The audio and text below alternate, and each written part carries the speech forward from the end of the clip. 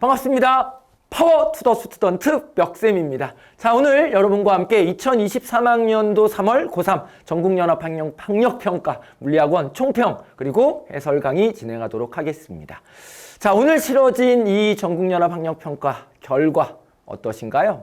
많은 친구들이 우울함에 빠져 있으리라는 생각이 드는데요.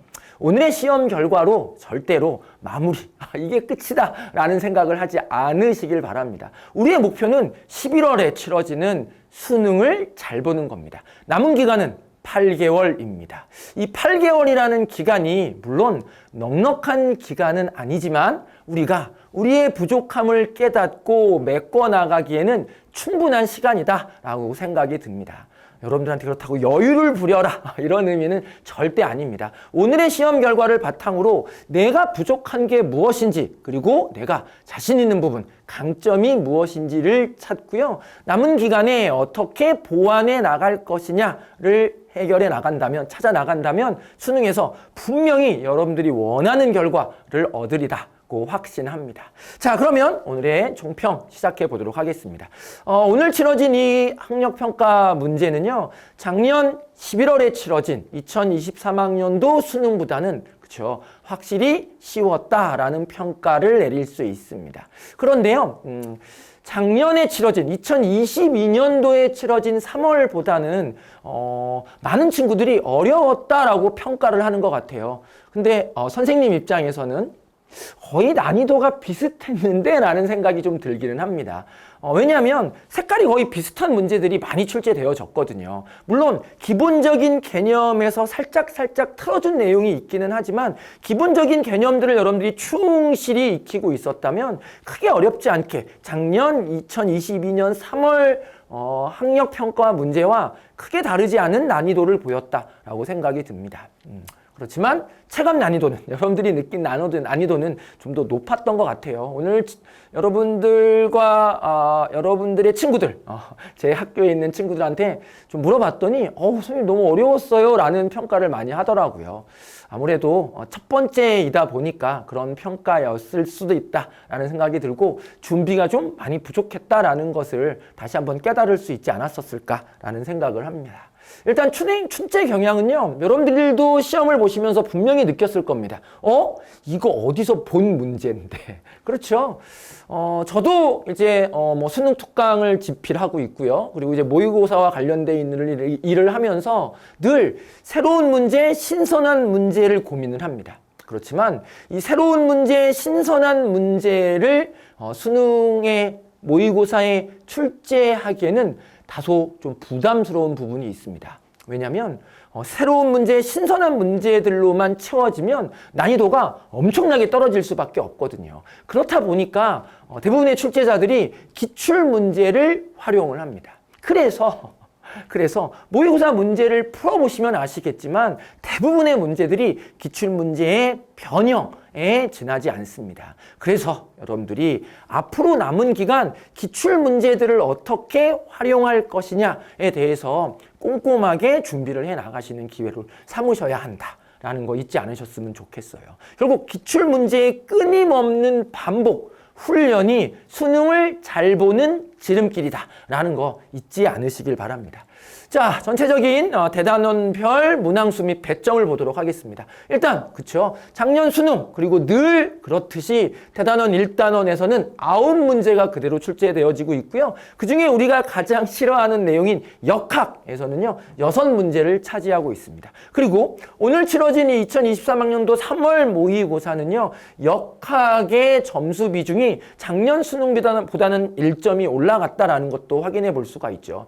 그만큼 여러분들이 이 역학 파트에 대한 준비가 되어 있지 않다면 오늘의 시험 결과가 조금 더 기대보다는 낮았지 않았을까라는 생각을 하게 합니다. 결국 이 역학 파트를 어떻게 내가 잡고 갈 것이냐가 수능에서 고득점에 도달할 수 있느냐 없느냐를 결정지으리라고 생각이 듭니다. 대단원 2단원은요. 즉 늘 6문제가 출제되어지고 있고요. 대단원 3단원은 5문제가 출제되어지고 있다라는 것도 확인해 볼 수 있습니다.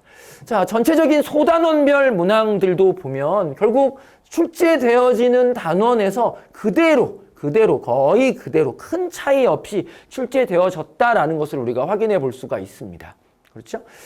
그리고 번호 위치도 큰 차이가 없죠. 물론 이제 큰 차이를 보이는 소단원들도 있기는 하지만 대부분이 큰 차이가 없습니다. 그걸 뭘 의미하느냐? 난이도에도 큰 차이 없이 그대로 이어진다라는 것을 뜻하죠. 결국은 그동안 치러졌던 기출문제들의 반복 훈련이 나의 수능을 준비하는 가장 밑거름이 된다라는 것을 다시 한번 확인해 볼 수 있습니다. 자, 이 중에서 여러분들이 좀 더 눈여겨보실 문항들을 좀 꼽아본다면 대단원 1단원에서는 이렇게 4문제를 제가 조금 더 설명을 드리도록 하겠고요. 대단원 2단원에서는 2문제, 그리고 대단원 3단원에서는 1문제를 뽑아보도록 하겠습니다. 자, 먼저 대단원 1단원입니다. 일단 등가속도 직선운동, 보통 얘기하는 물체의 운동 상황이 글로 설명되어 있고 그림으로 나와 있고 이거를 이제 분석하는 문제 유형이죠. 그렇죠?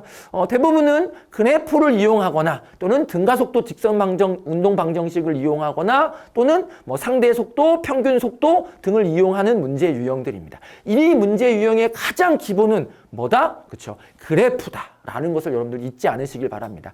그래프에 대한 훈련이 되어 있다면 거기 한 걸음 더 나아가서 평균 속도 관점, 상대 속도 관점, 등가속도 직선운동 방정식의 관점에서 풀이하는 연습들을 하는 게 중요하다라는 거 다시 한번 강조드리고 싶고요.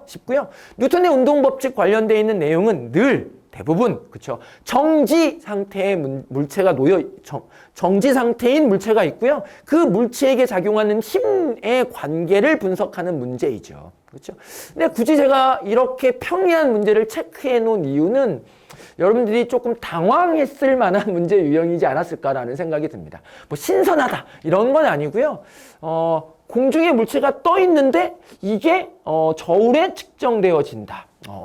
요거에 대해서 여러분들이 조금 당황하지 않았을까라는 생각을 해봅니다. 그런데요, 그런 기출문제는 앞서서도 있었습니다. 자석이 공중에 떠 있을 때 어떻게 되는지. 이런 것들이 다 힘의 관계, 이 뉴턴의 운동법칙을 이용한 문제 유형에서 이미 출제됐던 내용이거든요.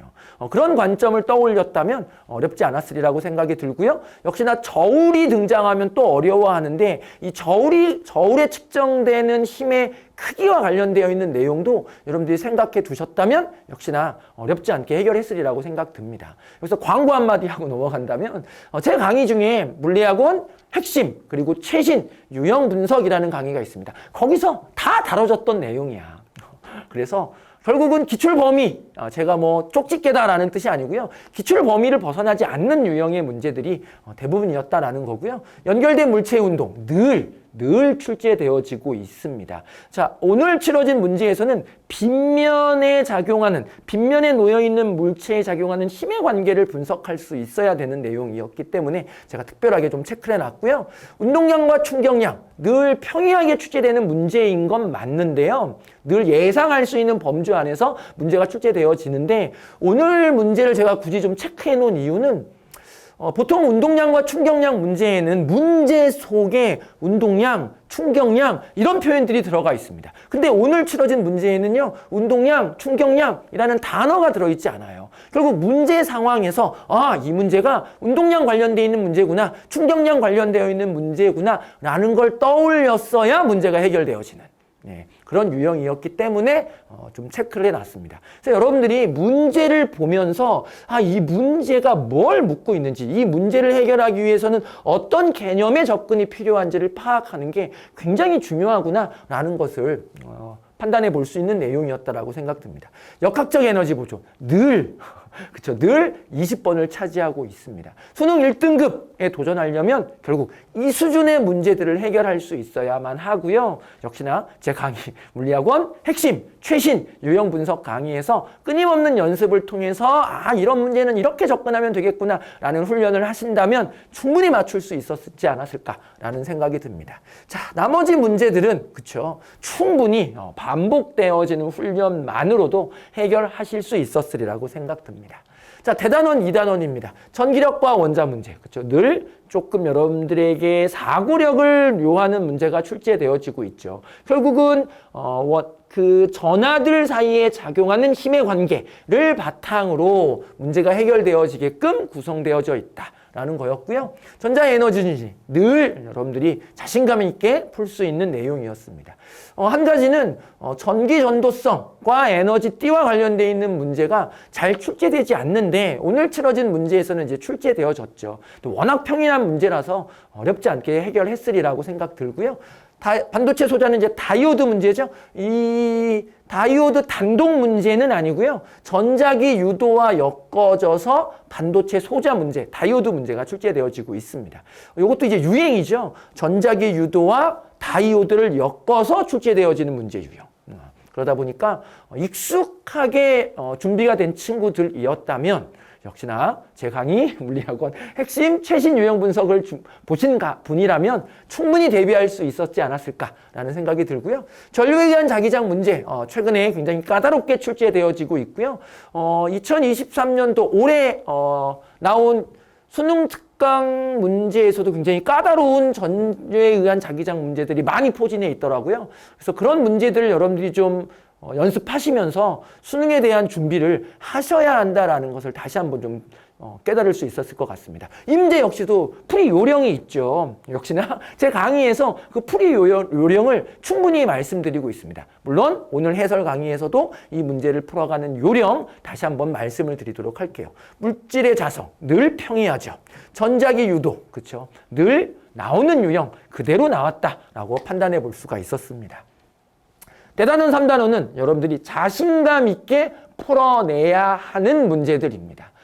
거의 대부분 주는 문제들이 대부분이죠. 이 중에 여러분들이 좀 까다로울 수 있었던 문제는 늘 그렇죠. 전반사와 광통신 문제입니다. 매질 사이의 속도 굴절률을 바탕으로 임계각이 크냐 작냐를 판단하는 문제 유형이 그렇죠. 그대로 출제되어지고 있습니다. 그래서 이 대단원 3단원 내용은요. 여러분들이 무조건 맞춰야 되는 내용입니다.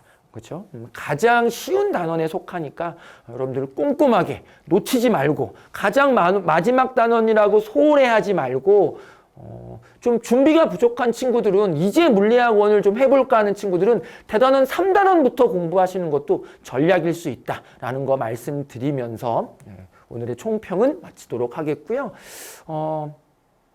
격언 하나 명언 하나 여러분들한테 소개하면서 총평 마무리하겠습니다. 나의 유일한 경쟁자는 어제의 나다. 결국 여러분들이 오늘의 시험 결과는요. 여러분들에게서 찾아야만 하고요. 앞으로 남은 기간 내가 어떻게 준비해야 하는지를 확인해 볼 수 있는 명언입니다. 어제보다는 내가 조금 더 보람차게 많은 시간을 투자해서 공부하겠다라는 생각을 놓지 않으신다면 어제보다는 조금 더 나은 나를 위해서 살아가겠다라는 생각을 하신다면 그렇죠. 수능에서 여러분들은 분명히 좋은 결과, 원하는 결과 얻어내실 수 있을 겁니다. 자, 힘내시고요. 남은 기간 화이팅 하시기 바랍니다.